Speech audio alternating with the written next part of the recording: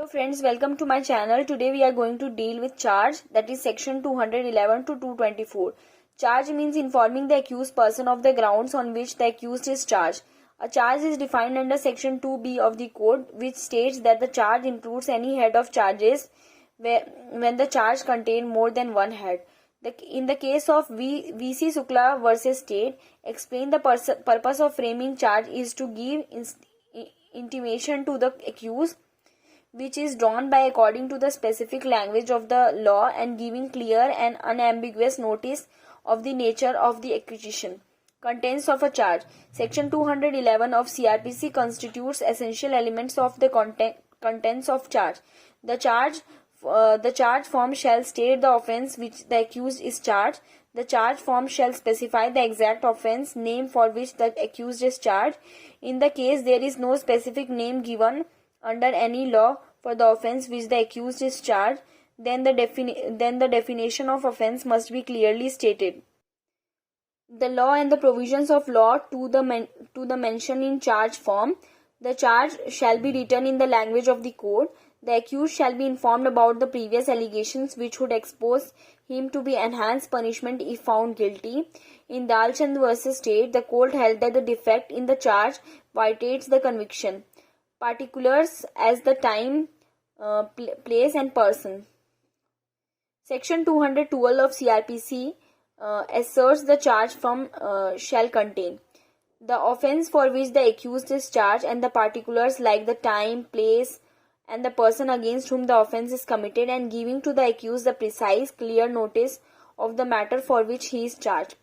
The exact time need not be mentioned in the charge for when the accused is charged with the criminal breach of trust or dishonest or misappropriation.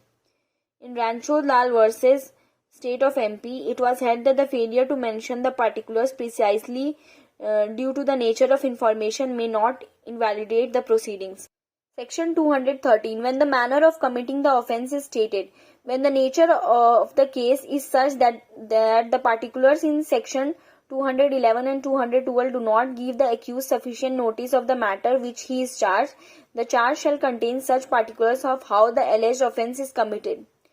Power of the court to alter the charge. Section 216 of the CRPC explained that the court shall have the power to alter or add to the charge at any time before the judgment is pronounced. Every alteration or addition be read and explained to the accused. The trial court or the appellate court may either alter or add the charge provided that the only condition is the accused has not faced charge for new offence. The accused must have not been given the opportunity of meeting and defending the charges against him. In Qureshi versus State of Gujarat, the Supreme Court held that the trial court can cancel or alter the charge whenever necessary. Section 217. Recall of witness when charged altered. Whenever a charge is altered or added by the court after commencing trial on such altered or changed, the court shall allow the accused to recall or examine the witness. Basic rule. Section 218. Separate charges for distinct offences. For every distinct offences there should be a separate charge, and every such charge shall be tried separately. Nothing is in section shall affect the provisions of section 219, 202, 221 and 223. Exceptions. 3 offences of same kind within a year can be tried together. Section 219. 3 offences of the same kind within a year can be tried together. It asserts when a person is accused of an offence of more than one but not exceeding 3 of the same kind and the offence is committed within 12 months, then the accused may be charged and tried at one trial for all those offences. In Madan Mohan Sahu versus Central Agencies, checks were issued within 12 months. The court held that it was not necessary to file 2 separate complaints. Section 220, Subclause 1. Trial for more than one offences. Where the accused commits several offences in the same transaction, then he may be tried jointly and it is immaterial whether the offence is of same kind or not, whether the offence committed within 1 year or not. In Mohinder Singh versus State of Punjab, it was held that the court may or may not try all offences together in one trial. Section 221, where it is doubt as to what offence has been committed. It provides for the cases where there is doubt related to the circumstances and the incidents which took place during the commission of an offence. In Achyut Rai versus Emperor, in this case, where the accused is charged of murder under section 302 of IPC, the accused cannot be convicted under section 194 of IPC.